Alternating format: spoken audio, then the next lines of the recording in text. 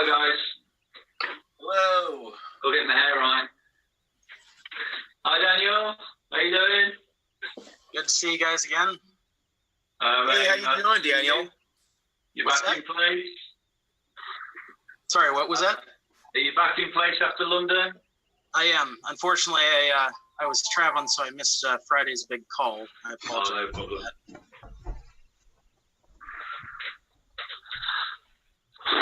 Well, like I'm just working up. Hopefully, I'll see some of you guys in San Francisco. We're going. Good. Good block's going. Watch out. When is it? That one's, what is that? That's November 10th and 11th. Yeah, and then there's a conference on the 12th. What is it? I'm not okay with that one. It's the next hackathon. Oh God, yeah, of course. And then I forget what the conference is called, but it looks like it's got quite a bit of a EOS presence. Yeah. Yes, Roger was on about me going to the hackathon as well. Hi, Jan. How you doing? Yeah. Why not? Hey. We're all coming in. Why miss a hackathon? Yeah. Daniel, your background and everything looks really cool. I love it. When I'm able to make it here, yeah. Is that a green screen or what? It's pretty good. You're not fringy. Yeah, it's a green screen. If I didn't have it, I'd have these curtains behind me. Ah, nice. Nice. It's better than mine. I've got my fringe going around me. I've got a blue wall behind me, so. Yeah. Well, I got the idea from you guys. Cool. It's all looking good. Hi Adam, how are we doing with all our live stream business? Are you guys on it as usual? Yep, yeah, we're all good to go. Cool. I've got my man Phil on the case.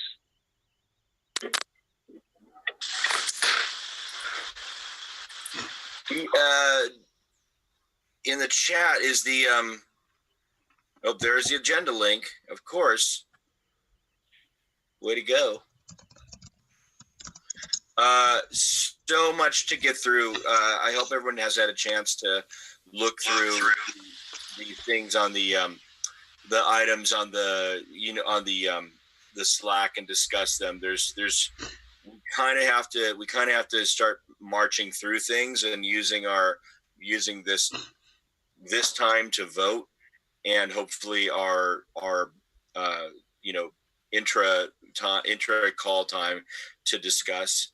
I think we need to move to a situation where just until launch or activation. So we're really talking about 2 or 3 extra calls where we're also meeting on Fridays. So a lot of stuff has come out of governance, and we need to officially okay it, and to move forward. Have you taken over as moderator, Douglas? Is this We're not running yet, are we? I thought we were just. I thought this is the pre. Power struggle. Did I not know? What's that? No, I thought we were just chatting. Sorry. We're up now, actually. Okay. Sorry. I thought we were just chatting. I apologize. Yeah, we were, Douglas. I'm only pulling your leg. Okay. You got me. Hey guys, I'm here as well. I'm going to take notes. Thank you, Phil. That's brilliant. Thank you. I was waiting for you to come in. I don't like to start without my note taker because he's very precious to me. So again, welcome to the latest edition of the Telos Launch Group call, all hands call. Again, if we can just make sure that we're doing all the right things as we always do. If you can, when you first come in, if you can mention your name and organisation, it's helpful for people on the chat, for people who are visiting us for the first time. So we've got about 27 people on the call already, which is a pretty high attendance. So the usual thing is that I just sort of keep chatting for a few minutes to make sure that everyone gets on the call. There is the agenda link is at the top of the chat. if you could please go in and add your name to the roll call at the bottom of the event of the agenda, that helps us out greatly as well. If you can all be doing that, and I will just run through quickly the takeaways from the last meeting, which were very, very small because we were heading towards our first go no go call. The only takeaways from last week was asking people to look for additional attorneys and to join in on the arbitration process. I've got one lead from Hackathon Live, which I'm chasing up on the attorneys on this side of the pond. I know we've got things moving elsewhere, so that's great. My wife's going to join too. Oh, fantastic. That sounds great. And then also to join in the arbitration process, so we know all about that. So unless anybody has got anything else they want to talk about regarding the things about next week, we'll go on to this week's agenda. So I've already mention number 2, which is a roll call. So while we're doing this, can we make sure that we do that? I'm looking at the chat box and doing this as well at the same time. 3 screens, it's amazing. So we're just going to head to Douglas for a few minutes regarding the Telos Weekly report. You're up, Douglas. Item 3, we're there already. All right, thanks very much, Jim. Hi, Douglas Sworn from Good Block. I'm going to try and keep it very short today because we have several issues that we need to actually vote on, which will be time consuming. Here's the biggest news, of course, is that we had our first vote to whether to go or no go, and mercifully we voted no go, and we decided, looking over all the check marks still to do, we decided to have our next vote 2.5 weeks later than after the previous vote on October 17th, I believe the same time. And we will, today or tomorrow, have a new process from Peter with input from myself and JT Bice and Jerry Huff and some other people about the technical aspects of launching. We'll probably want to discuss adding a Friday meeting from now until launch and activation, which should just be 2 or 3 more meetings, and we have so much. Really, everything right now is just racing towards how we will launch in all areas, in marketing, in governance, in development, in all of our outreaches, and translation, in all our areas where everyone's just putting in amazing effort. So, with that, I'll hand it over to the working group leaders. Okay, thanks. Just as an aside, I think with running up to the go no go, I must admit I think I dropped the ball slightly regarding the agenda. I have been back because of blockchain live access, etc. I have been back and sort of vamped the agenda, looking at the live stream, recording the live stream, and it is in Slack. If anybody wants to go in and just check that, if they want to see that I'm sure it's a pretty accurate record. If anyone wants to go back and double check that, that would be really useful. And I've already published, or I've got ready the agenda for the next go no go call, and we'll follow the same process. So we seem to be up and running with that one. If anyone's got any hassle with that, just DM me and I will sort that out. Okay, so if we want to move to the working group status, this is for the chairs and co-chairs, obviously. The first one up is we've got arbitration. Brett or Douglas, if you want to take that one away, please. Sure. Brett has, I don't know if Brett's here. Brett, it's amazing. We have 28 participants. I believe that's the most we've had yet. Very exciting. So Brett has set up several U.S.-based attorneys and legal professionals, and he and I recorded a call of questions and answers that they presented, and so that's now available for if anybody has somebody who's has some basic questions, and we're going to make that video available to them. So just go ahead and ping Brett or I. We are. It's been suggested by several people that it would be wise to try to get an attorney or a firm to look at our actual arbitration rules now that they're quite far along. And one of the major we've always agreed with that. One of the major challenges is actually finding a firm that can appropriately address this. We've had some good input, and I believe that this week we will be starting having meetings with one or two firms that show promise for being able to look at what we're doing. So hope that's please keep the arbitrators coming in. We have the brave soul of Marc Gagné from Canada, who looks like super accomplished. I'm super impressed by his stats. We put that up. I'm afraid that people are thinking if that's the minimum, that's a very high minimum standard. Brett, did you have any? That's all for me. Do you have anything to add, sir? You're muted. Brett, you're muted.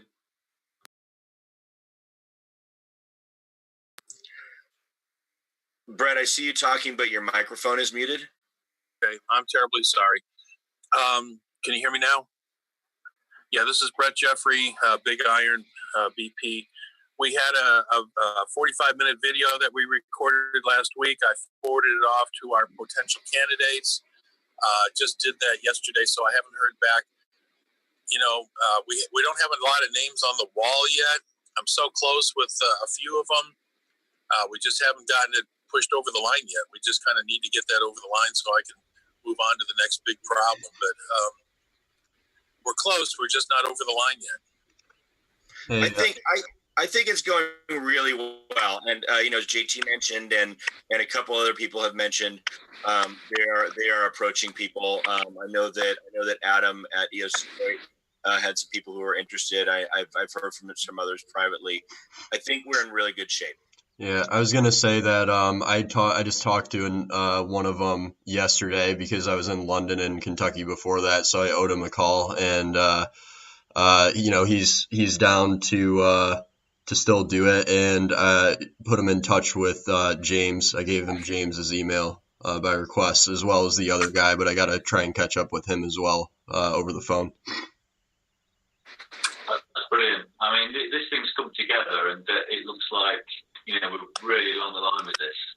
You know, certain other, it's just great that we've moved this forward. I think that's brilliant. Okay, I'm happy to move on, Douglas. You happy? Yeah. Okay. So, bounty system, Rob, are you up and running on this one? Sure. Yeah. So, Slicing Pie app is working mostly. There's a lot of bugs still. I haven't had the time to address any of them over the past two and a half weeks. This week, I do have time to work on it. So I'm going to be working on team management, fixing the known bugs in the app, and also anonymization of the pie. And we're also going to need a target format so we can export all the data and import it right into the Genesis block. So I'd like some feedback from the devs on how they would like the data to be exported. But yeah, in general, there's a lot of love that needs to go into the app still, and I'll be working on that starting tomorrow and through the rest of the week. So we should cover some ground this week. If any other web devs on the call or on any TLOS related teams would like to join me, there's slices in it for you, so you can help me work on this too. It doesn't have to just be me. So yeah, I would appreciate that. And it looks like Doug's got something to say. I have a question about something you mentioned. If so, and that is, so is your vision for this that that we will actually be able to have calculations that so that by either launch or activation, we can actually have those divvied up. That would be awesome. I mean, I think it makes sense for us to devise some scheme that we can take data from the app, export it, And then it can be verified across multiple contributors and multiple teams, and then we can simply import that into the TLOS chain somehow. So it seems to be the smoothest way to do it, in my opinion, and try to cut down on manual efforts other than verification, which I think will want a lot of people to kind of look at and make sure that the numbers are right and the math's right. So yeah, and this is evolving with the TLOS contributors group. So I'm just proposing things that I think will help. And your feedback is appreciated on what we need to build. So yeah, that would be so. From a sorry, JT, just to finish this line of understanding, that would be actually quite helpful. Obviously, we would want to probably front load a few things of slices because there's going to be a lot of network maintenance for that next week. But one of the things I'm coming up against is so there's just some basic challenges to getting to onboarding certain entities that need some particularly exchanges that need liquidity pools of Telos, and they simply don't exist. And with a few and also certain DApps, and without revealing anything that I'm bound by NDA I will say that it seems like one of the most expeditious ways that I'm doing this, that we're working with some of these people, is just since I expect that GoodBlock will have a fair amount of slices, and tokens. We're basically just saying we're trying to act as liquidity pools for people, but it just that's one of those things that can't actually happen until the things are divvied up. So it's very interesting, and if it turns out not to be so, will you keep us posted on that, because that is actually, there's a lot of ramifications down the line if we can do that. We're all shooting in the dark, guessing what our splits will be, and it's hard to work with vague numbers. We also need to decide as a group what the trigger event is that causes the pie to be frozen. It needs to essentially work like a snapshot. When this happens, the pie's frozen, that's it. No more contributions. And personally, I think it makes sense that that's either some date or time corresponding or slightly offset from the actual launch of the chain. Probably not activation, because like you said, there's some dApps and exchanges sort of lying in wait, wondering, what kind of liquidity can we get? So probably closer to the launch, but that's something that we need to discuss as a team, and I also build that into the app. This is one of those things that makes it important that we are able to vote on the thing like tip 10, which makes us an activation, a block-based activation process. If we can all agree with that, which it seems like we overwhelmingly understand the rationale for that, then we could set some kind of something. And Peter, would it be possible for, I think personally, Rob, you and James really know so much about this. Maybe you could check in with Peter as he's building this process, and we could figure out a way to get that. Obviously, we want to front load certain kinds of work that we know is going to continue to happen during that ongoing process. So we're going to essentially want to try to account for future contributions before we freeze. Yeah, like I never realized that this would be a possibility, but if we can do it, I think it's going to be very helpful. And I think that frankly, we can say, hey, network operations, we're gonna assume there's going to be this much, and that's going to be this many slices, and that's going to be pretty close, and let's just freeze those ahead of time, and certain other things like social media and stuff like that. We know we have a pretty good base on how that is. JT, do you want to jump in? Yeah. Well, my question, just as a point of clarification, so we're talking about taking the 6 million community rewards and injecting those with the account injection. Is that what you're referring to, Rob? It's totally possible. That's something we need to discuss, and I believe, like Douglas had mentioned, this is going to have to be tightly coupled discussion between the network maintenance, between the development and the bounty system work group to decide the path forward. And then we're going to want, when we decide on a blueprint or a game plan, we're going to want to get buy-in from the rest of the contributors. Yeah, we probably want to take the discussion offline, but I guess I'm a little bit because we're not talking about the idea that we had that we're basically creating whales with those community rewards, and we need to go in and have everybody agree to how that they're not going to vote with that Telos for a certain period of time, or I don't know what the consensus was on that, but I think we need to throw that into this discussion, not in this group obviously, but because we're just taking up too much time. Scenario because we're in uncharted territory because no one's ever done this. Yeah, so right. We're trying to feel it out, I think, and I totally agree. I think that I'll end it here, but I'll suggest that we actually put a meeting on the calendar, standing weekly, to get those three work groups together, or at least some people from them to hammer this out. So that was setting that up and setting the end date for this and the community awards is on my agenda already. So I'll set those meetings up and we'll have conversations about that. Really, cool. I'm going to defer. I'm going to defer to you guys because I have to do dev work. So I'll come into the meeting. I'm just saying I'm not going to plan the meeting too. That's great. James is up to do that, and James is up. One last thing, Rob. Is there a certain set of tools that someone might need or have that would help you out with that app? Just simply, if you know Python and web development, we can divide and conquer the work. So if you know how to do Git, you know how to do Python, Flask, web development, straightforward stuff for most web devs. And also, like, front-end work would be great. That's more of an icing on top. But if any devs would like to jump in, the feature work is more important than the front-end work, obviously, because this is sort of a temporary app. But I don't want to say, no, you can't do front end work on it, because the more people we have contributing, the better. So yeah, let me know, get a hold of me offline or PM us in the bounty system chat if you'd like to join. Okay. Thanks for that, Rob. Okay. Is that all right, James? You happy? Yeah.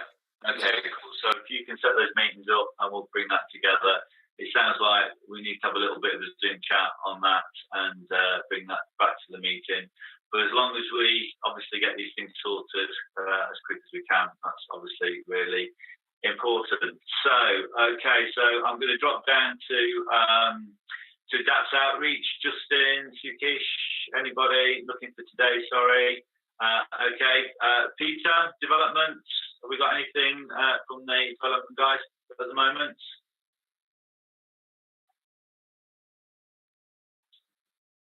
Gone very quiet on me, guys. Is someone talking on mute, or is development okay? I can talk for Peter. So this is Ed from Good Blog. So we are the status today is we are still merging to 1.30, and we have the rectifier amend contract on the second draft, and we are still trying to find vulnerabilities to make sure that it's not gameable using the trail service contract. And I am working on kicking producer, so to prevent the lib stop moving. So I'm on that feature and I'm close to finish it this week. About the monitor, maybe someone from Untitled Telos could speak for me. And I know that the whole team at Good Block is actually working on this, on building the interface anyway for the arbitration contract. It's the monster, but they're making incredible progress there. And I think we've kind of like cracked the code of it. It's going to be a big one, but that's going forward. Yeah, we have designed that. We are like on the second hand and trying to understand more arbitration. As Douglas mentioned before, we need to someone to review the arbitration, and then we gonna go from there. Okay, thanks for that, guys. Anything else? Just a quick note. It just noted in the chat in the Zoom call. Just another heads up on the roll call, please. Can we try and get 31 people signed onto the roll call, please? I've put in the link again to the Zoom chat, so if we can make that happen. 31 is, I think that's the most we've ever had, so that's fantastic. Exchange outreach. Sorry, Jim. Yeah, sorry. Sorry. I want to jump in really quick in regards to this further development stuff. So this is Ian with Amplified. So as you guys know, we've been making really good progress both with the monitor. We're on Sprint 2 right now, working on some new functionality. Andre's also working on sort of a new aesthetic pattern. So we want to kind of like up-level the aesthetics of it. The worker proposal contract is still in testing phase. Beyond that, I know Madeline has been contributing to a lot of testing and kind of providing some general support. And we're also starting to work on a faucet for testnet tokens. So that's where we are at the moment. That sounds excellent. Thank you. Thanks for Ian. That's a vital contribution. Brilliant. Okay, so apologies on Roger's behalf. He's in the middle of moving offices today, so I don't think all the plugs are connected into his computer yet. So outreach team, Beth, can you jump in for us? Sure, I'll jump in. We had a couple new people in the working group join this week or in the last week and a half, which has been great. Thank you for those coming on board and working with us to get up to speed a little bit. We have 2 new exchanges that are very eager to support Telos. We just can't really announce those names until we have all the paperwork secured, but we're making some good strides. So that's great. Do you want me to just hop right into external comms as well, which is next on the agenda? Yeah, please, Beth. Sure. Hey, me again. Lots of good work happening in this group. People are really coming forward with some ideas. People are putting out some great, both in the community rewards pool, not part of this group, but also within this group, lots of articles and things going out. We had Good Block have recently added a weekly media roundup that we are kind of posting on Medium on Saturdays. We are trying to capture everything that's been kind of going on for the week, but if we miss anything, please feel free to either send it our way or shout out after you read it. We can always add it in later. As you know, it goes out to Medium and then we kind of push it around to the social channels. So anytime there's like an article or an interview or a cool video, those are the types of things we're trying to include, but there's lots going on. So apologies so far if we've missed anything. That's all. Thank you very much, Beth. There's a lot of work going on to sort of like promote our external comms, and that's absolutely fantastic. Thanks for that. I just did notice, is the go no go call on the YouTube channel? That's something that I was having a look for the other day, but whether it is or not, someone can think about that. I think EOS Detroit has it on their channel. We just need to get the video file and download it and put it on our channel. I have that I recorded it from Friday, so I can get that to whoever needs it. Yeah, use that recording. Yeah, thanks, Owen.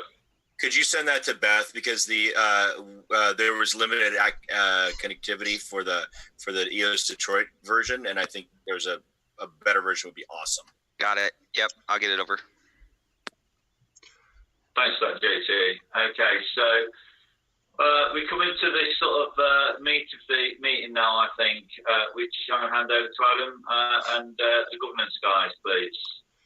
Yeah, so this is kind of the moment everybody's been waiting for. We're going to vote on some of these proposals that Douglas had put out on Medium throughout the month of September. Hopefully everybody had a chance to read the proposals. They're pretty short, so if you haven't, please try to do so now while we're maybe having a little bit of discussion. But I think we did have some discussion in Slack already, but I do want to open the floor on each one of these for, let's say, no longer than 5 minutes of discussion on each one, at least initially, unless there's a huge problem. I don't think that on some of these there's going to be much of an issue, but I do want to give everybody the opportunity that wants to raise some issues or discussion points with these proposals before we go to a vote. How does that sound to everybody? Cool. Yeah. We haven't done many votes in the channel so far. So on the call so far. So these are a bit of a work in progress to see how we're going to go about it. Normally, we put it in we have done them in the chat before, or we can put them on the agenda. Douglas, have you got any views on how we are actually going to vote, or we can do raise hands? What's your opinion? Thanks, Jim. So we have done some voting. Remember, early on we had to adopt some of the early tips that dealt with how we were going to handle, change around the rewards pools and whatnot. I think those were effective. What I would suggest is initially, we first of all, I'd suggest we take these one at a time. I think that somebody can make a short statement about what the current state, what we'd be voting for currently, and I'm happy to do that. And then we can, as Adam said, open up for 5 minutes discussion if necessary. Some of these are, really don't have many points to discuss, and I think, and some of them have 1 or 2 points to discuss. So, once we feel like we've reached some consensus, if there's a specific point that we need to take a vote on, I think we should vote on any specific contentious points, and then move on directly to voting to enacting the proposal with any points that we had just decided and just agreed upon. So that's what I would propose. I would say I'm happy to give the overview on each one, and then I will type up a question to be inserted into the chat. I think for this is not a no go vote. These are things that have been out there for a while. People have had a chance to read. I think that voting in chat is sufficient, and I think that everybody can have a vote on these things. Everyone on the call is how I would suggest. What do people think about that approach? Yep, I think that is a good way to do it. I assumed that we were going to have everybody have a vote, and we're only going to limit the voting on the go/no-go call. That's my impression. That all makes sense to me. I don't hear any dissent. So without any, I also agree. Yeah. Okay. Since there seems to be no dissent to that, and it's acceptable to everybody, why don't we move forward in that manner? So with that, then I'll Adam, if it's okay with you, I'll just give a quick overview of what the first one, the Telos Foundation governance and voting document, entail. Yep, that works for me. And then when we go to discussion, I'll keep time on that. If there is good discussion where there's a lot of contention, although I don't think that there is, we can extend time. But I'll ask the group before we do that. Okay, and I'll try, and if you and Jim can lead the discussion, I'm going to try and stay out of it unless anyone specifically has a question for me, because I don't want to, because otherwise it'll be 20 minutes of pop. I've got a horrible feeling that the link's not correct on the agenda. Am I wrong with that? Well, for the first one, it's possible, but this first one, remember, this first one has been there for 4 weeks for us to look at. So, I mean, hopefully, let's get the right one there. But this one has been, and it's the outcome of a lot of discussion. In fact, we had some initial discussion on it when it was first introduced. So the first one is the Telos Foundation governance and voting document, and what this describes is essentially a charter. Although it itself says that there'll be a more complete charter offered, but this describes how voting works, how it's organized with a board of 12, with executive board members who are voted in by Telos voting token holders, Telos Foundation voting token holders, which are valueless. We added due to previous comment, we added changes like term limits for serving in any function, and a few other small things like a one thing was there's no value, but there is, basically at death honorarium paid to your beneficiaries if you request it, and we put a 3-year limit before that can happen, so nobody died for 3 years. And then it just describes a situation whereby we actually figure out how many tokens each person can get. It's based on level of contribution as measured in slices in the EOS Detroit system, device system, and there is a small number, a threshold, meaning that somebody has to come to. So meaning if you've come in, somebody who's come in here, done almost no work, then they don't rise above that threshold, but everybody else gets a set number of tokens divided up based on how much work any particular person has done. We also open that up to the community rewards pool for them to get up to 1 or 2 tokens, and then it describes in the future how going forward every 6 months we will bring in and indoctrinate new token holders. So it's pretty thorough. Maybe this discussion can begin. I don't think there's any particular points that we haven't already discussed, that we haven't already modified.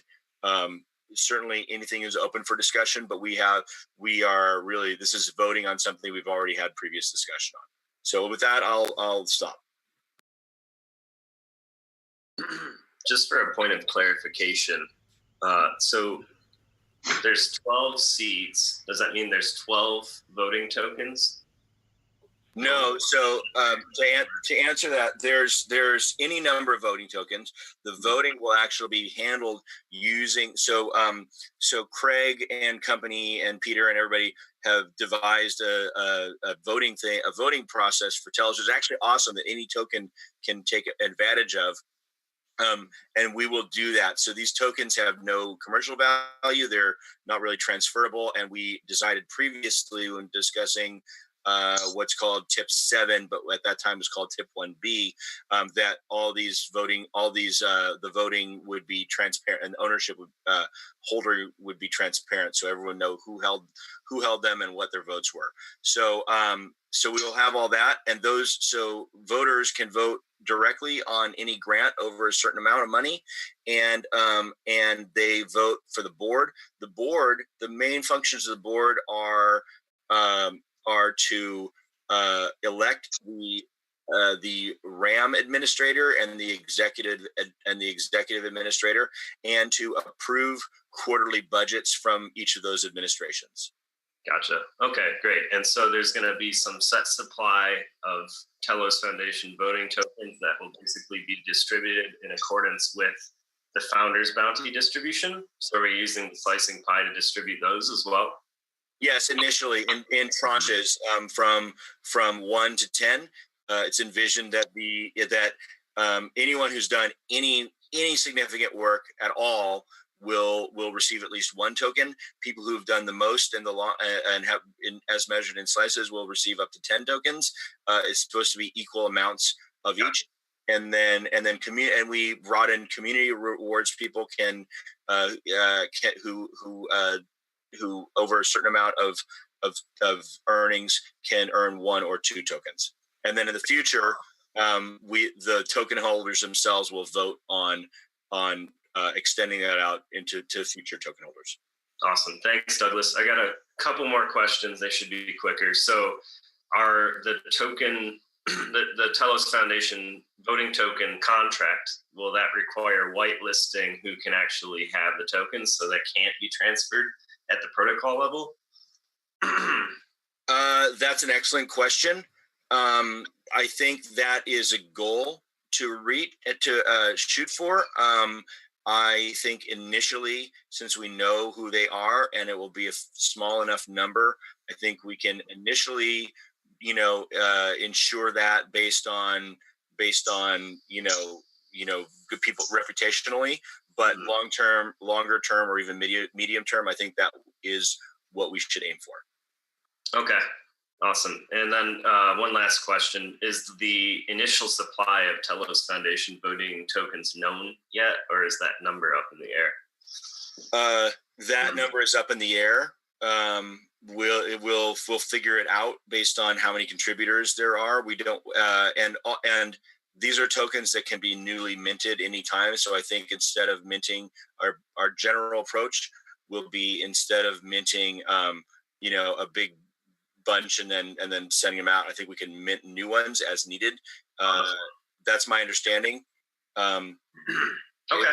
It will be something that we all agree on. Like those mechanics will have to be acceptable to all token holders. It's just right now, until we have token holders, we can't vote on those things. Once we do, we can. Makes sense. Sounds good. I support this. Justin, are you able to speak? I don't really can see Douglas, but in the Zoom call chat, Justin's had a couple of questions. Don't know whether you're able to address those. Sure. Let me look. So just to read them, two super quick questions. Feel free. Okay. Number one, the RAM administration shall not make any trades regarding RAM 100,000 blocks before and 500 blocks after the new PGP is published. What keeps RAM price stable during these times, or is this not a worry? Thank you. So so we put some governors on how the RAM price how the RAM administration can work, just to be fair to the community. 500 blocks is actually not very much. 100,000 blocks is close to a day. So basically, we want to, this is more envisioning the future. I think that those may be periods of greater instability, but I think that is my personal belief is that is a fair trade-off in exchange for community perception that the Telos Foundation doesn't get some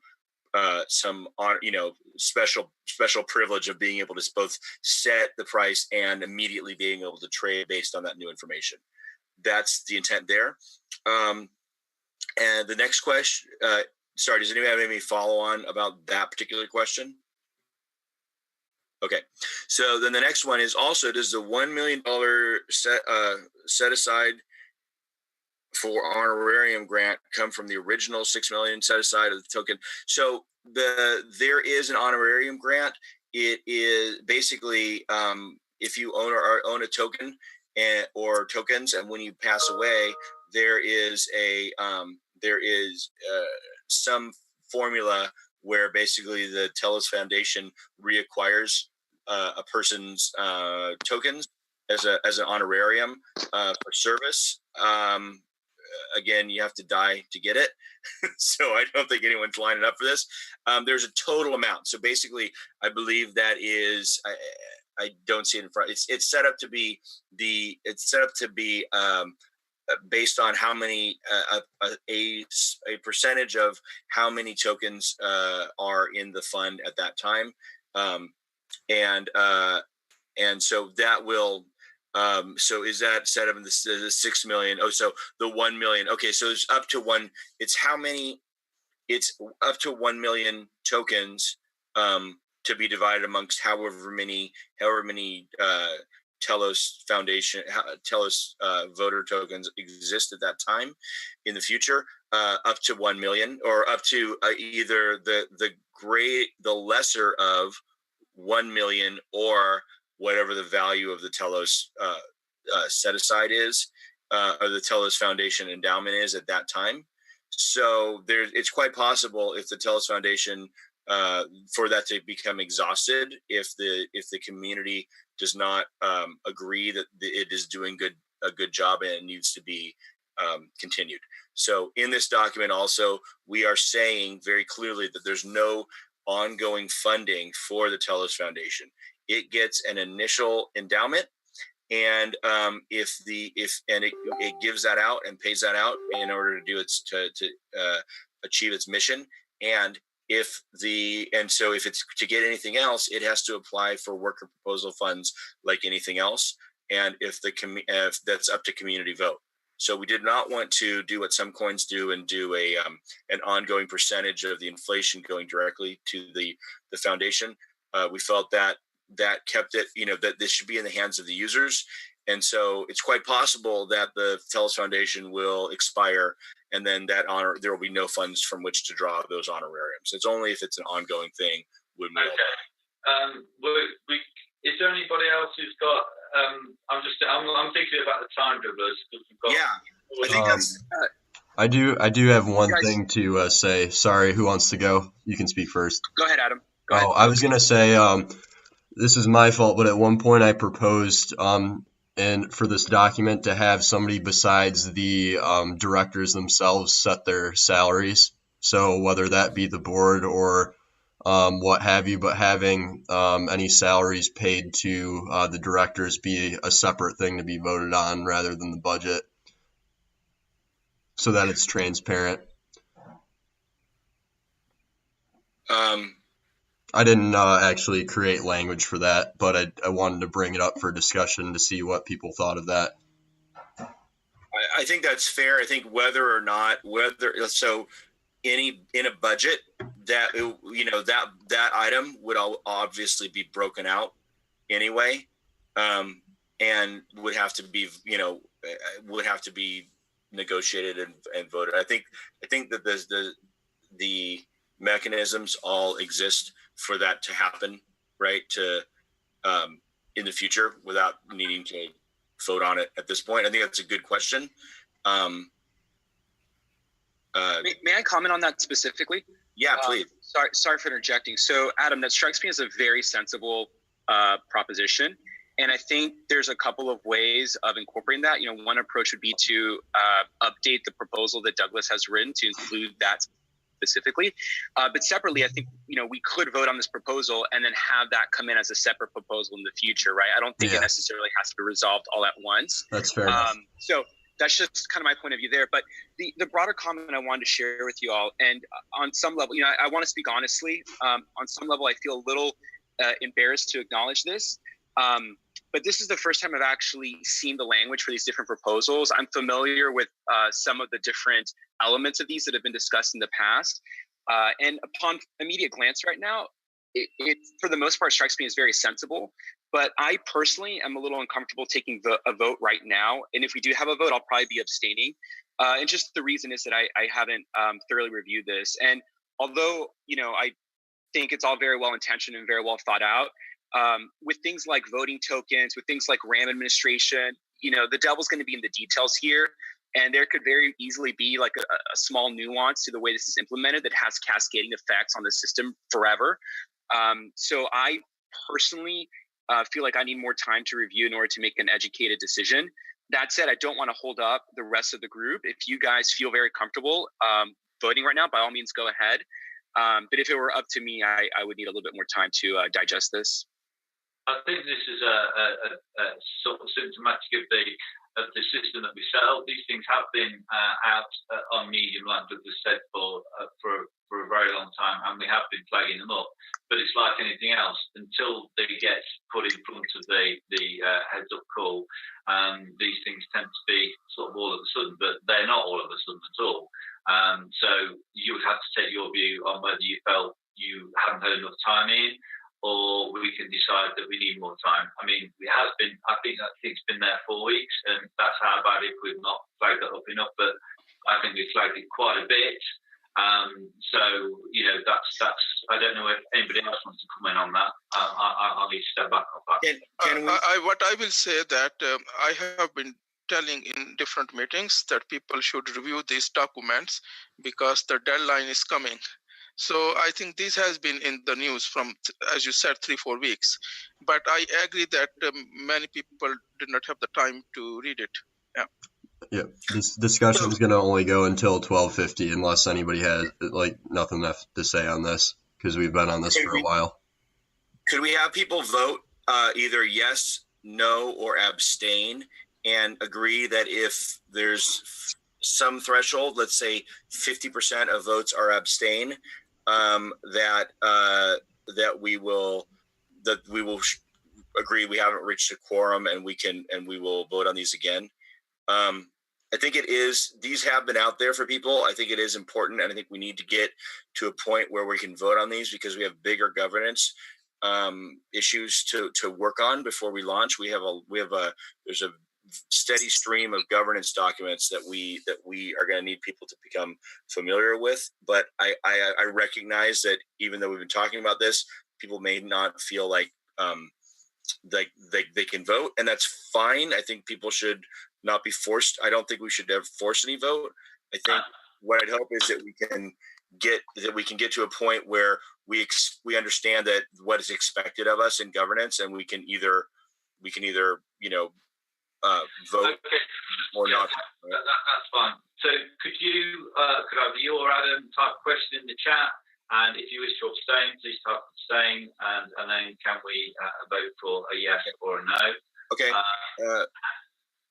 I will type it. Why don't you guys briefly discuss what you think, while I'm typing it, what is a reasonable amount of abstentions that would disqualify the vote?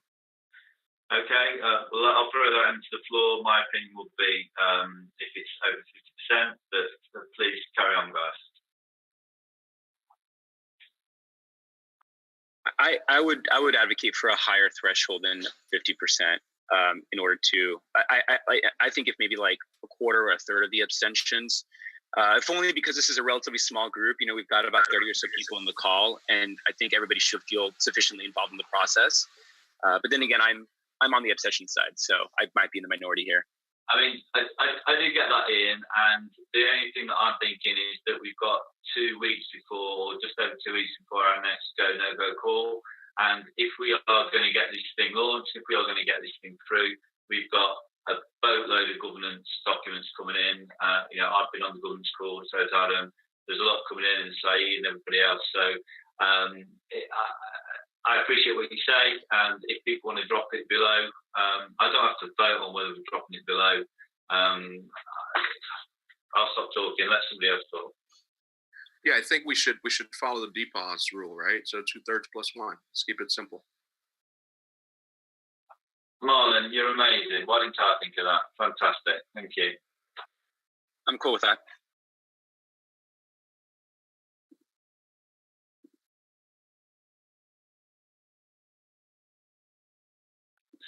Okay, so are we? I'm about ready to hit the button. Are we ready? Hit the button. Are we ready to vote? And have we agreed that it requires? So if I understand, the rules are passage requires a vote of 2/3 plus 1 of participants to pass of yes votes, and it doesn't, and basically a no and either a no or an abstain. Only yes votes count towards that 2/3 plus 1. Is that what we've agreed? Yep. And I can count the votes if you want me to.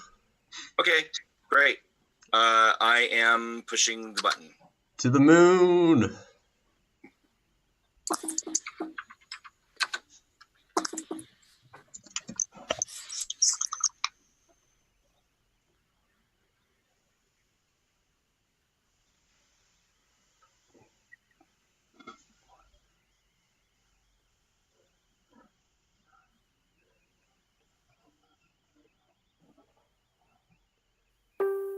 Has everyone voted? I'm sorry, has anyone not voted?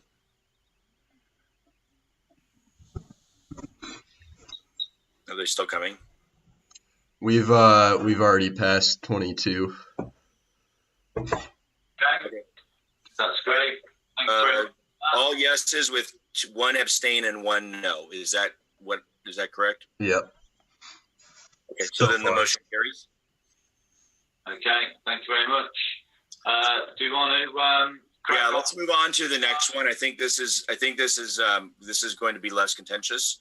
And thanks everybody for your support of that one. That's important. Okay, moving on. This is tip 9, and it is the Telos original snapshot. This has been up for about a week in both GitHub and a Medium, and we've had some mostly very positive, I think almost entirely positive reactions so far.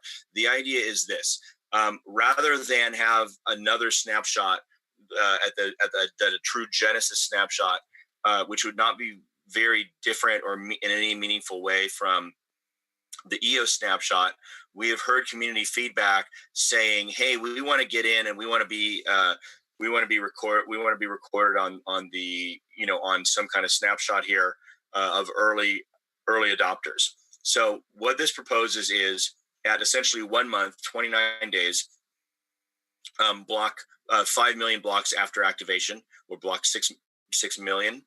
That we will take a snapshot then of all voters of all values for future airdrops and whatever other things want to go. And there's a bit of discussion I think we should have, which is, should this, so as written, it says anyone who's interacted with the network in any way. So that means staking, unstaking, voting, anybody who's signed up, who's basically opted in, we will record their token balances. What that allows, it allows people to buy in and get on board and become part of the Telos original snapshot. So that's what this does. Up for discussion is the idea that some people have raised that rather than any action whatsoever, we should be taking a snapshot of people who are voted at that point to encourage voting and good citizenship. So I believe that is something we should discuss, and I'll hand it over to Adam and Jim. Okay, well, we've heard Douglas. Has anybody got any, obviously this has come out of community discussions, anybody from the community want to particularly chip in? Yes, Mark.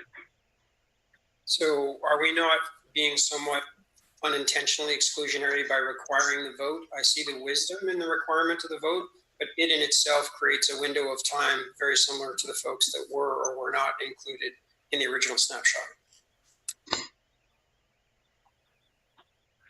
I'm sorry, what the vote on? By requiring folks to vote to be included in that snapshot, is that what you're proposing? They need to participate in order to be included. Yeah, so basically it gives a month, 29 days for people to opt in, because opting in is required. So to use the Telos network. So, and they opt in with any action. So as written, the requirement is that somebody opt in through any action. What's been suggested, and it is open, I guess. And as part of this, we could discuss whether we want to just record every value on the network, whether people have opted in or not. So I guess there's a range of 3 options. Either we just record the value on the snapshot, whether people have opted in or not, or we record the value of anyone who's had who have opted in and has had any transaction on the network, which is as written, or we follow some of the suggestions from the community and make this for people who had voted, who are in a current voted state at the time of the snapshot. So those, I think, are the 3 possible. I have a question. Would that transaction include something along the lines after the genesis, after the launch, within those 30 days, somebody has sent their coins to an exchange? Yes, it would. It would. So to send to any transaction. So as currently written, any transaction. But of course, if they have sent, let's say they had 1,000 and they send 100 of those to an exchange, those tokens on the exchange would be captured in the exchange's wallet, not in or account, not on the beneficial owner's account. That's always the case with snapshots. There's no getting around that. Yeah, my only concern is now we are not dealing with a specific value, and the number of coins will go up and down, or you may end up having some people who will not be happy with that particular approach as well. If you are saying that unless you transacted, then you have not participated, then maybe some people who would have had those coins at the snapshot of the Genesis time, but they haven't done anything with those, and they'll be excluded. That's the concern that I have. Right. So yeah, that is a concern. The question is, are we trying to reward early adopters, right? Not just people who have been granted a token, but somebody who has had some kind of early early interaction and have come on to the system. Again, we are not actually granting any tokens. All we are doing is capturing the value at that moment, so that future airdrops, if they choose, will have a snapshot to use. Anybody else? May I ask a question? Would it be possible, or have you considered perhaps doing this like every 6,000 or 6 million blocks? So like once a month, we kind of do a new snapshot. So, because if I'm going to do an airdrop 2 years from now, the snapshot of 3 months from now probably isn't very relevant. Absolutely. To answer that, Ian, because there's a quick answer. There's something called the Tip 3 that is proposed by Jesse Schulman, which we will need to vote on. It's an excellent idea. I think this one naturally should be voted soon first, but that is an ongoing snapshot on, I believe, a 2 month. I can't remember the exact basis, but it's exactly what you're talking about. So we'll have an updated one on an ongoing basis that dApps can use. So they can always, based on that tip, which I hope we can vote next week, there will always be some kind of either original or Genesis preserved for people who believe that that's the important group. And then there will be, I believe, two current, most current ones at any given time. And so that is actually a really good one that we should talk about. But this is not intended at all to be the only snapshot ever. Right.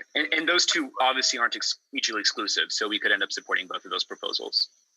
No, in fact, we've been talking about them with the community. They're essentially meant to go hand in hand. Got it. This was something that was spoken about a lot if you've been following the Telegram. So I think it does address an awful lot of people's initial concerns. So can I ask a few things? First of all, does this have something to do with the protocol or governance of the system? No, not at all. Okay, well, I don't even think this requires a vote, because someone can just do this and no one can stop them. And the free market can decide which snapshots to use, and dApps on the free market can decide which ones to use. So I don't actually see a need for this at all.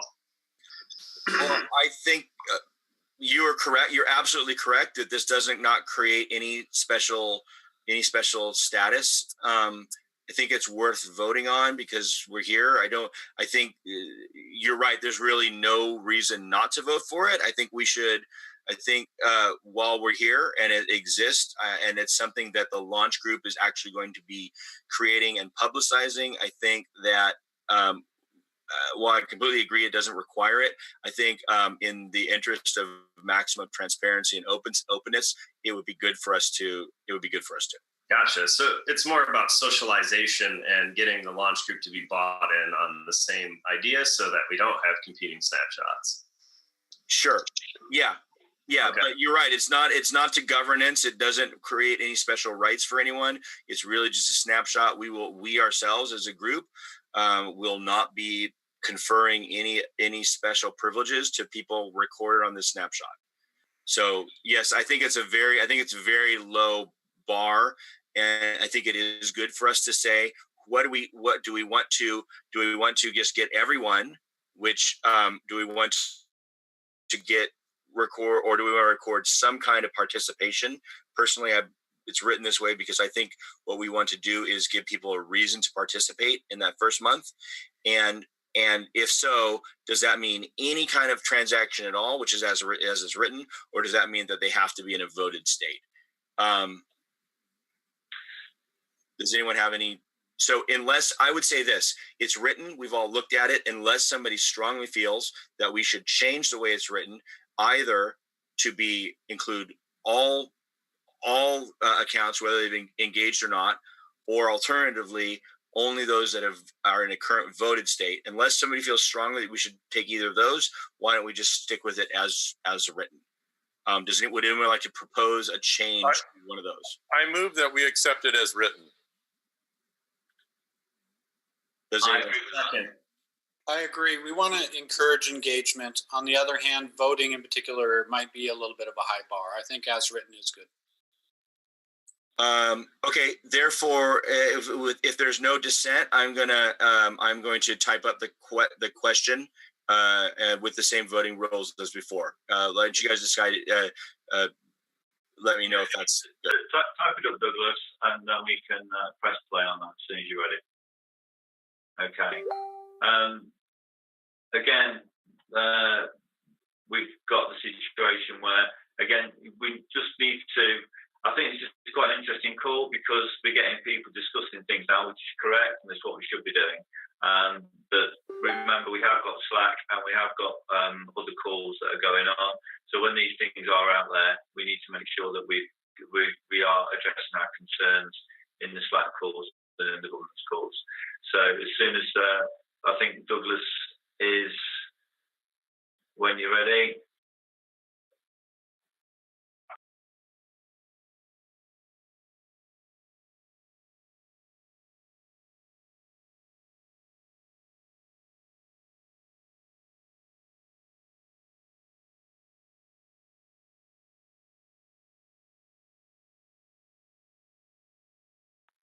Okay, if we can crack on then, please.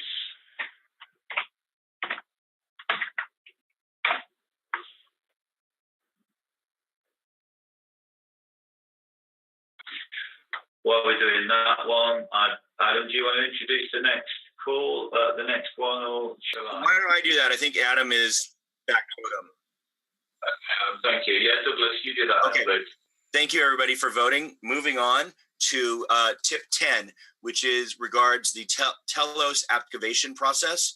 It has become clear to us that as written in the white paper, the process, we were going to use the 15% voting required for EOS.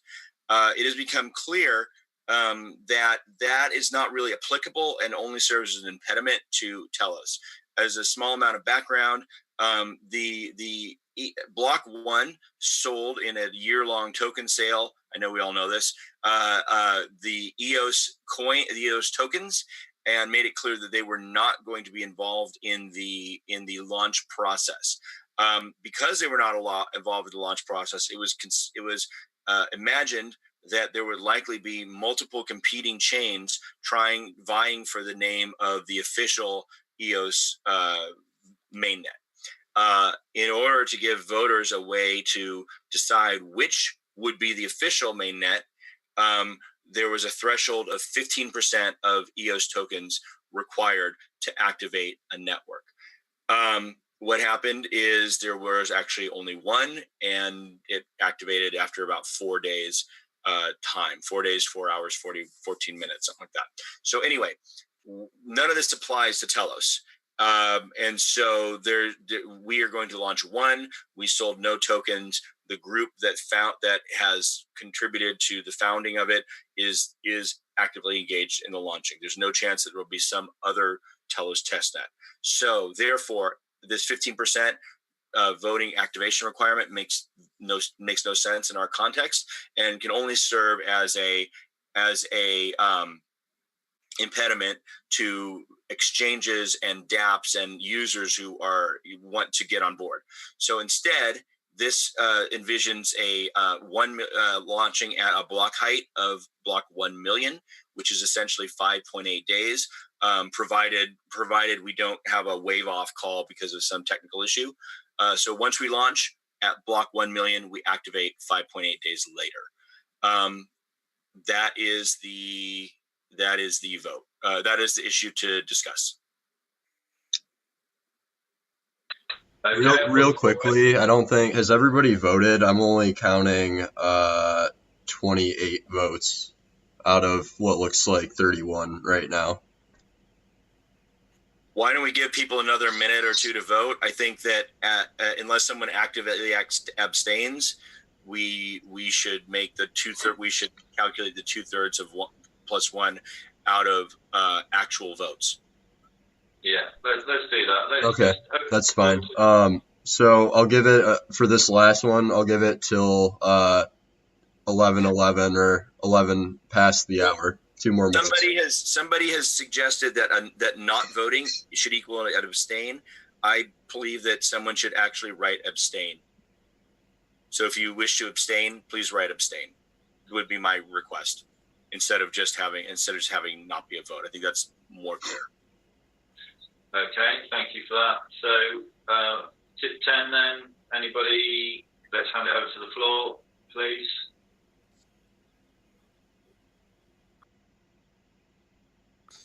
There's been no negative reaction. There's only been positive reaction to this. People have been calling for it for a while. We've delayed it because we thought there might have been some technical reasons. I've actually asked for discussion not to occur because we were concerned we might have found some system bugs related to this.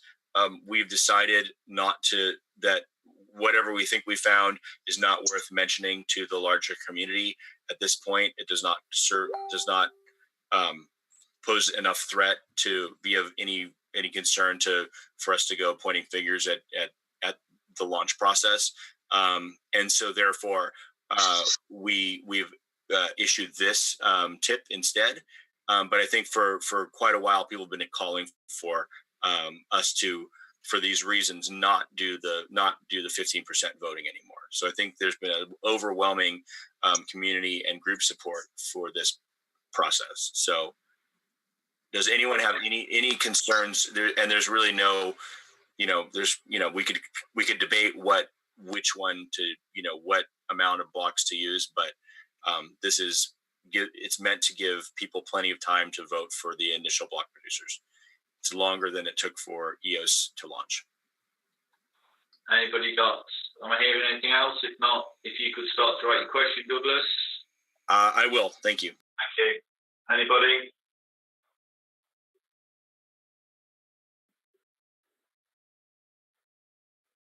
Okay. I'm looking forward to when we get down to the real big governance documents to voting on those. It's going to be real fun.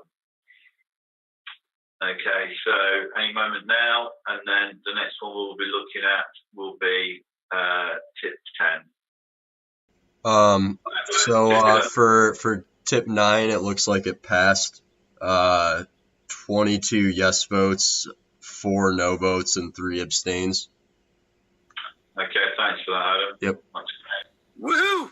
All right, moving on. All right, here is the vote for tip 10. Please, if you already voted for tip 10, please put it in again below the question that Douglas typed. I will not count ones that are above that. Sorry, Daniel, I just voted to you. I'll vote for everybody. Adam, what did you say the final count was on those votes for tip 9?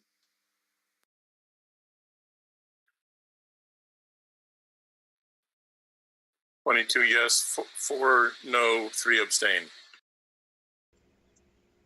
Yep, yeah, that's right. Sorry, when I do this, I have to unmute myself in 2 places on the live stream and the Zoom, so I gotta jumble around, but that's correct. While voting continues, I propose we move on to the next issue. Okay, if there's no argument, let me explain what tip 11 is. So the next one up for discussion is tip 11, the Telos Exchange Reserve Fund. So we have the current process as set up in the white paper is for us to create only the amount of tokens that are actually distributed. And in the future, when exchanges come on board to print at that time new tokens to give tokens to anyone who had their EOS on exchanges. It has been through the exchange, largely through the exchange application process, we have learned what I probably should have known all along, which is the crypto community does not like token supplies that change often and in lurching ways. They accept our ongoing inflation, but like with not being able to predict when suddenly 10 million new tokens are going to be added is not well received by the crypto investment community, and it's hard on a lot of people. So additionally, we were facing a situation where block producer pay and worker proposal system pay funds are based on 1% and 1.5% respectively of inflation. And by starting out with a figure that was essentially half of our going forward token supply, we were cutting those in half to the detriment of the network.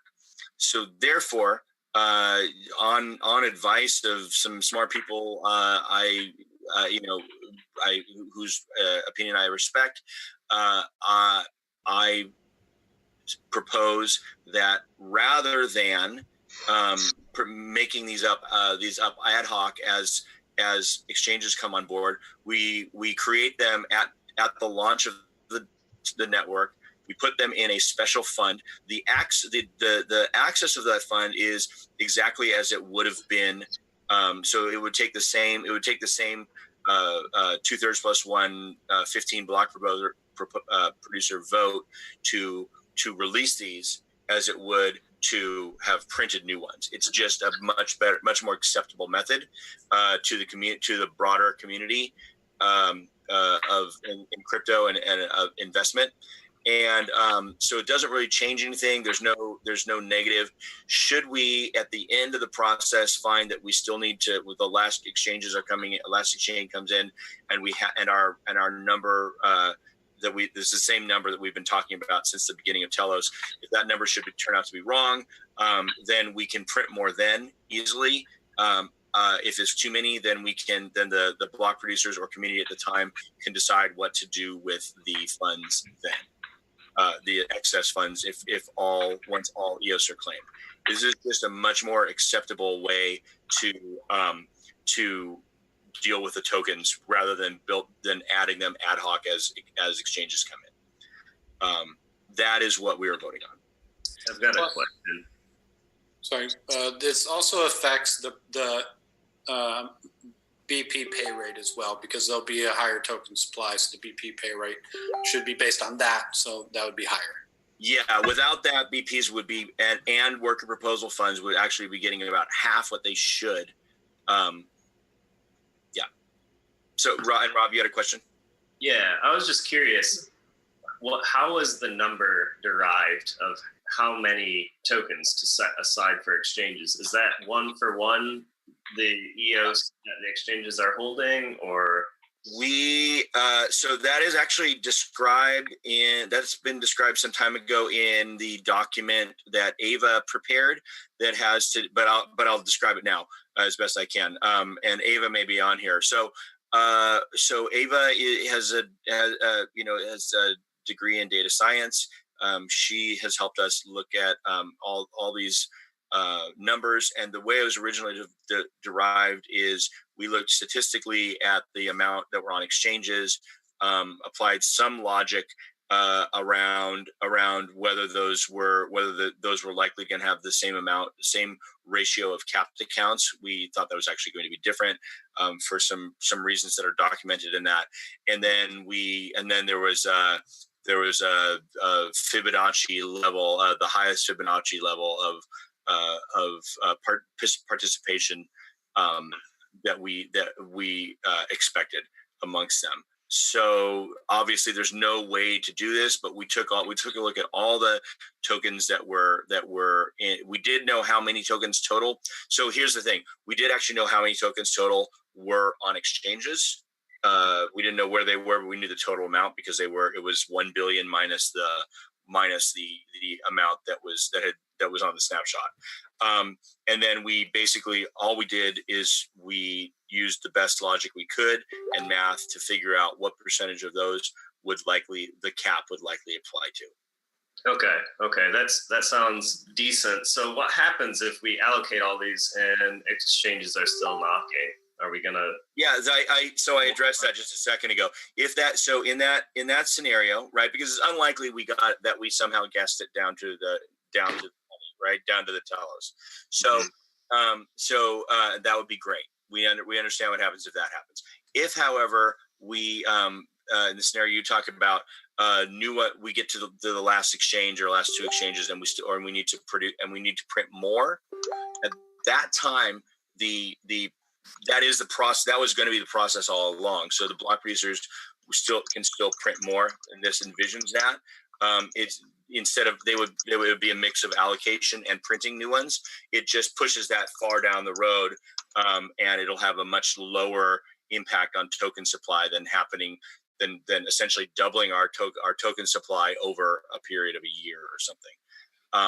Thanks, appreciate it. Sounds good. Hey, so on this topic, I have a question.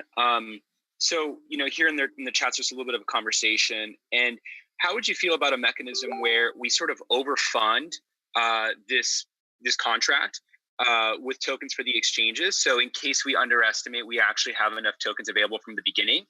But we sort of put in place a stipulation that if exchanges don't support Telos within, say, a year and go through the process of claiming those tokens on behalf of their customers, they get burnt. That way, it sort of puts a reasonable time pressure for them to move forward, but we're not sort of holding out in perpetuity that they can go ahead and claim these tokens whenever they feel like it. I feel so. This has come up in discussion before because people do need to opt in to Telos. However, I feel that the current governance documents actually specifically exclude the need, as written, exclude the tokens stored on exchanges from this 1 year rule, because these tokens, and with the thinking that these tokens are the property of their beneficial owners, but those beneficial owners do not have control of the decision to actually create these, and therefore we could potentially be taking these away from people who should own them but don't have the decision making. So I think that perhaps there could be a 5-year perhaps it doesn't go on indefinitely, but I think 1 year is too little, and it would be at the expense of the token owners, not necessarily the exchanges. If we did go with a year, though, could you envision a scenario where the exchange users and customers are pressuring the exchanges to go ahead and move forward? Because I feel can, but I envision that when Telos hits, a certain price, that pressure will exist anyway. This is a community decision. So I'm open to whatever people want to add. I don't think those are terrible ideas. I think, and I actually think the idea of overfunding it might be a good idea. But I wrote it this way because I think as much when we're changing things, the more we can stay consistent to what we've been saying all along, the more palatable the changes become to the community, and the more consistent we look. That's why I didn't want to overfund it in that way. Yeah, I think for me, my concern is I think someone proposed in the chat that the BP could always vote to burn some tokens. And I could just see that being a highly contentious political decision. I feel like if the rules are established from the beginning, we give them the support, we give them a reasonable timeline, we communicate this to people, it sort of forces everyone to move forward. But on some level, where you and I may disagree a little bit, is sort of fundamentally, how entitled are people to these tokens? I mean, obviously we want to be able to capture the Genesis EOS snapshot as much as possible. But at the end of the day, if the parties on the other side are not cooperating, there's only so much we can do. And if they really want Telos, they can work for it, or they can go to an exchange and buy it themselves. So I don't feel super obligated to have to get this into the hands of everyone necessarily. I think they have to be responsible counterparties in this as well. I completely respect your point of view on it. My point of view is that while perhaps there is necessarily some time limit, I think that 1 year for this is too little because because we're talking about, I think people are entitled to it if they wish it, right? I think the legitimacy of this of this project is based on the fact that we are giving people a voice. These are people who purchased it. I think that at some point, right?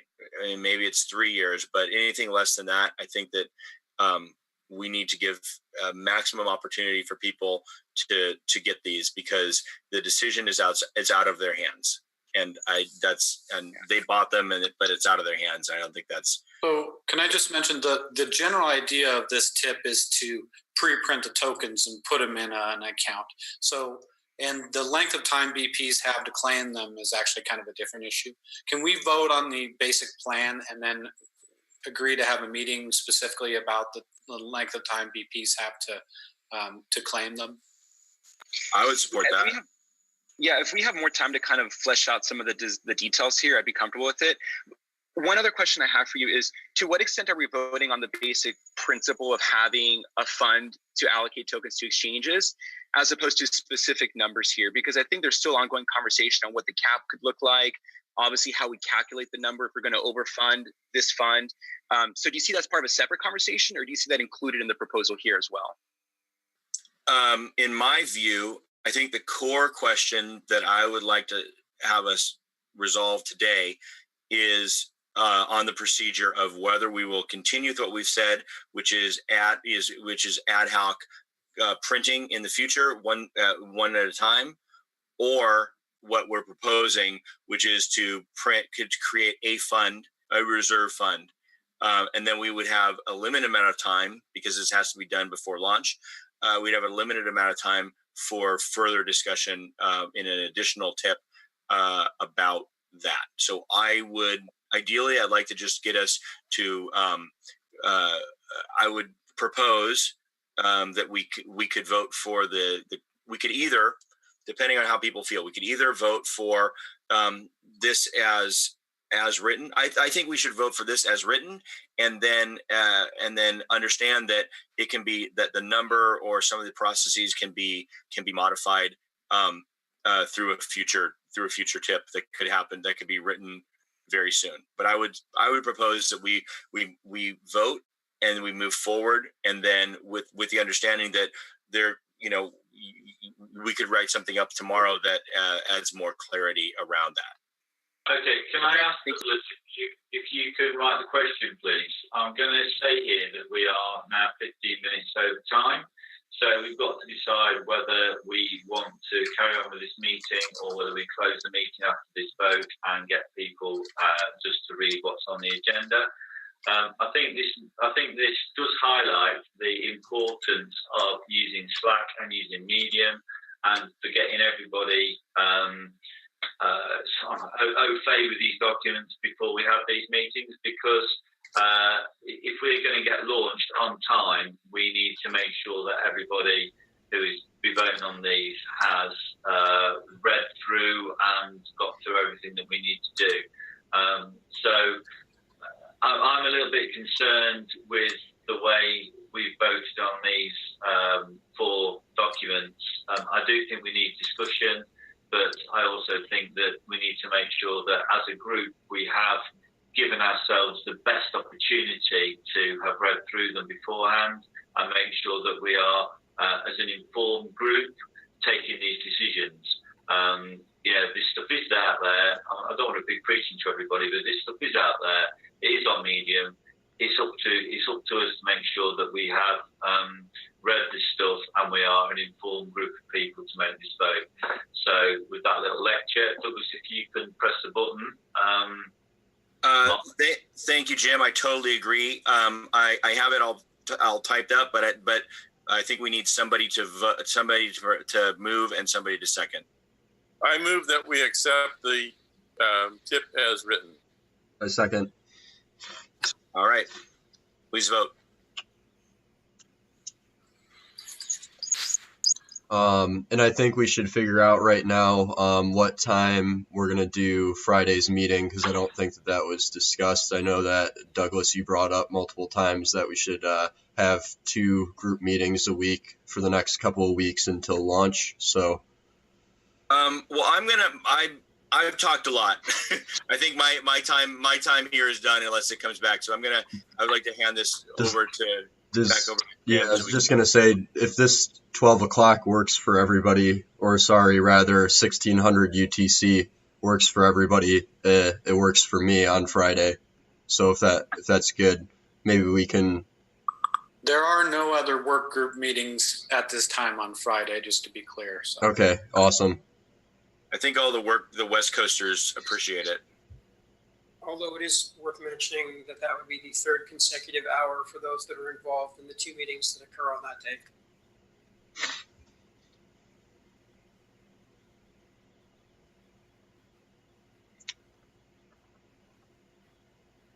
How many people are involved in those?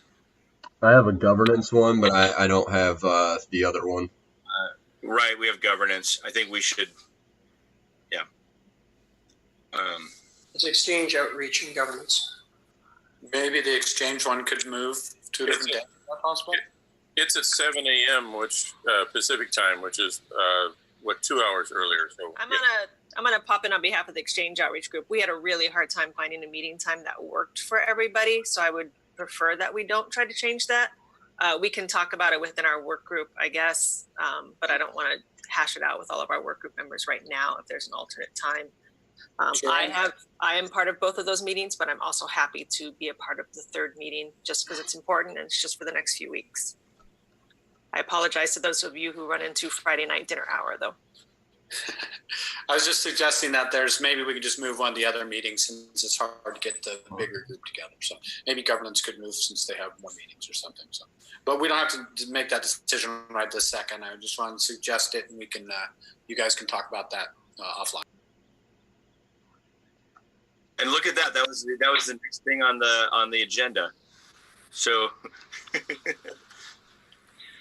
I'm sort of the rest of the agenda. Do we want to go through, or are we going to close the meeting with an understanding that if you've got anything to say as a working group, you can write it up in the agenda and people can read it at their leisure, or are we going to carry on? I propose we carry on at a high rate. Okay. I was going to say that maybe just if there is anything that people really feel that they need to get to today, let's do that. We can skip more things, but let's make sure. Okay. Let me crack on then, James. Okay, network maintenance. Jesse, there's a few things there. Or JT or Jerry, please crack on. I've got everything written there, so y'all can skip over us and just read it. We had like 4 new BPs this week. That's great news. Thank you. Okay, so onboarding, I think we can skip that. I think we're okay with that one. As our data protection policy, is that your bag or Saeed? Yeah, quick update. It's done and finalized, so we'll get it stamped on the call in the working group call tomorrow. Okay, and will you be bringing it to the group next week? Yeah, so my question is, where will this go once it's finalized? We can let's talk about that on the call tomorrow. Is that okay? Yeah. Question, thank you. Marketing, CJ? Anybody? I know we've had the press kit launched. Unless anybody jumps in, I'm going to skip over if we can read that. Telos Foundation, Douglas, Beth.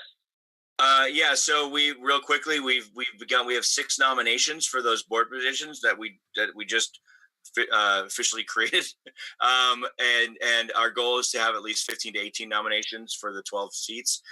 More is better. So please, let's nominate people. Outside directors are great. People in this group are great. There's a process on the Medium article. Just basically send them to Beth, and we'll add them. Okay, thanks for that. I think more people are going to get more. That's going to take more priority as people moving forward. I know it's something I've not yet looked at. I know Jan was going to be looking at that as well. So that's great. Thanks very much. Translations still slow. Joost here from Dutch Seals. As you said, translation is still slow. So Dutch Seals decided that we wanted to hire some professional translators, and we will pay for these costs. See how this works. I think things must getting started must be much better, much faster the translations. Okay, that sounds fantastic. I'm sure that maybe the foundation can look at that at a later date, but we'll ride over that unless everybody's going to jump in. But that's fantastic.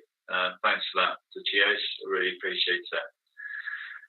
Round group, Douglas, there's a lot written there. Yeah, you can. So I'd say again, just read that. It discusses sort of where our thinking is on RAM right now. We still definitely need this RAM administrator who's going to handle this. So if you can think of somebody who has some who has economics and trading and is interested in this in high ethical standing, we'd be very, very interested in bringing somebody like that on board to actually manage the published guidance price and whatnot for the foundation. Okay, thanks for that. I think it's not worth at this stage looking at the checklist. That we did that on Wednesday, but that's going to have to become a standing item for the coming weeks as we need to get all this sort of stuff sorted. Confirmation of the date of the next Telos launch group will be the 9th of October, 1600 UTC. Do we? That's Friday. Oh, sorry. Okay. Yeah. All right. Yeah. And also, I think if Adam could report the final numbers on that last vote. So, are we saying that it's going to be the 5th, Douglas?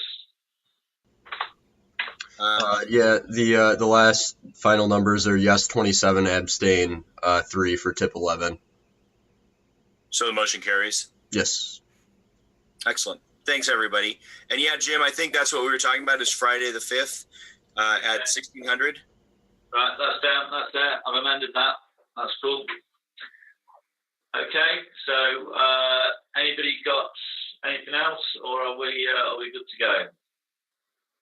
Again, thank you everybody for your attention and your time and your effort. I do realise that these meetings are taking our time, but if we want this thing launched, then it's going to take the time as better. So if it means taking the time, then that's what we've got to do.